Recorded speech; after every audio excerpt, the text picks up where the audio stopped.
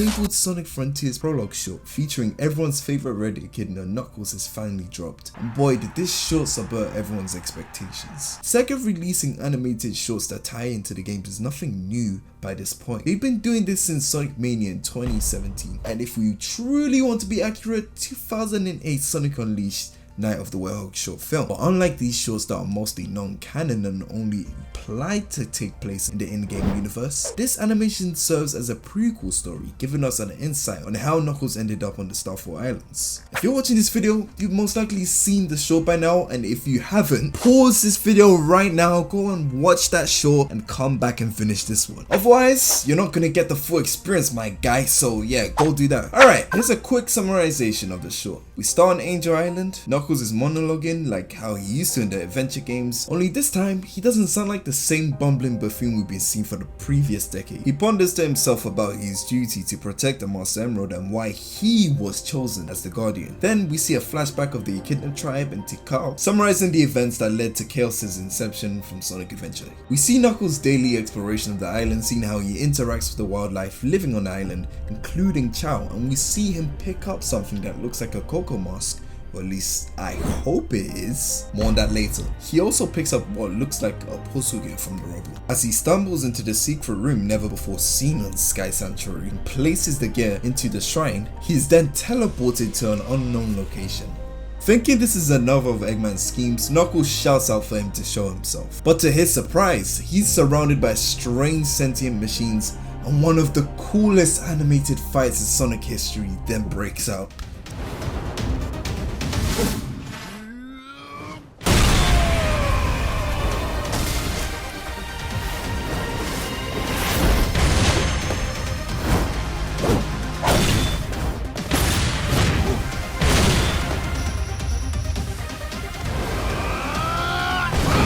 We'll settle this in a fair fight, and after I win, you'll send me home! Suddenly, a colossal titan appears and floating before it stands Sage, looking all menacing.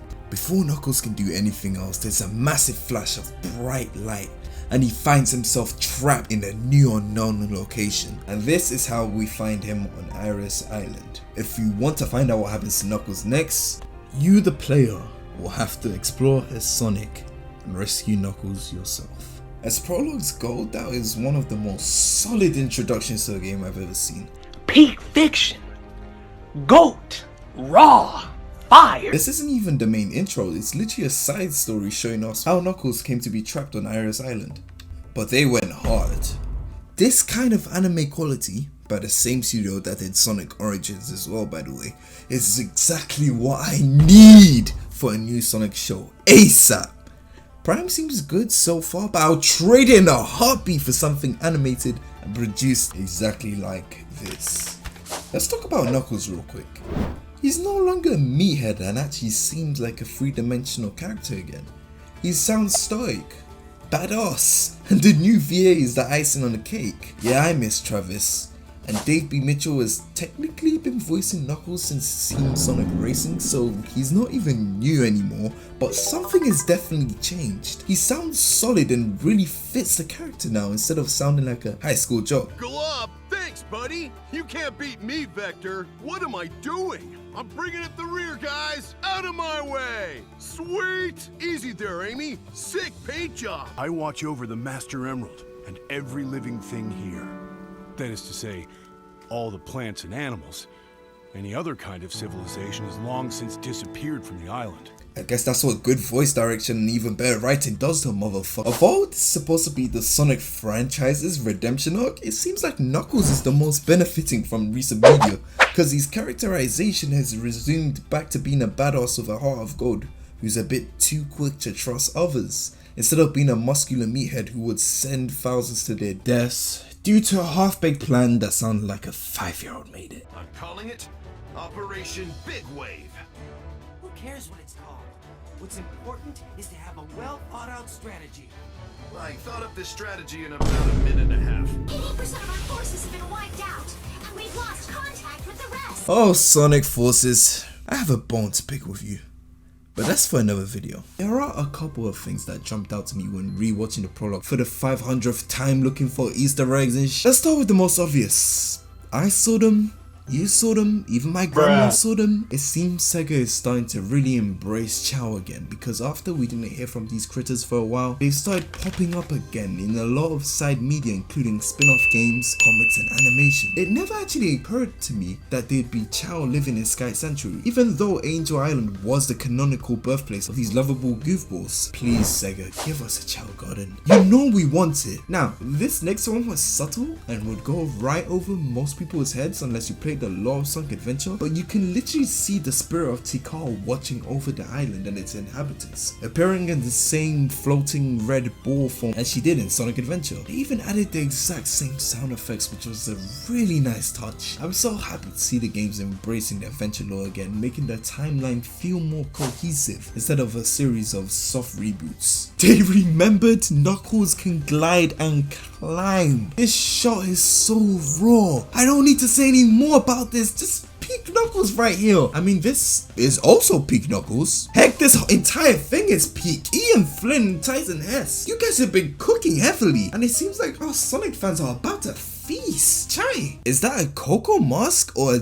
dead Coco? Now this part really surprised me because it opens up a bunch of theories. For example, there was a rumor that Chow and Coco were related, and this kind of confirms it. Hear me out for just a second. What if the Coco were the ancestors of Chow? This explains their similar appearance and behavior, or alternatively, the Coco and the Starfall Islands are usually stagnant, and the not so distant antics of Dr. Eggman has reanimated the Starfall Islands, therefore awakening Sage, the Titans, and the inhabiting wildlife, aka the Cocos. Let me know which theory you prefer in the comments below, and leave a like if you're enjoying this video so far. If you also have your own theories on the subject, I would love to see them, so be sure to leave a comment below. You have to remember, Eggman technically makes his way to the Starfall Islands first, from what we've been shown. He is the catalyst for the game events unfolding as they are now. Coincidentally, Team Sonic is also headed there to find the Chaos Emeralds, while Eggman is more concerned with unlocking the power of the Ancients. Again? No, seriously guys, how many times has Eggman tried to use ancient tech or ancient beings just for it to blow up in his face? IQ of 300 my left foot. But anyways, now we know how all of our main characters end up on the Starfall Island. It's up to us to buy the game and see how everything unfolds. Now that is what I call good marketing. Seriously, ask the Temzy from 1 year ago, he would not be expecting all this. Sonic Frontiers? Did we even know that Sonic Frontiers was called Sonic Frontiers a year ago? I don't think we did. But I guess this was all a part of Sega's plan?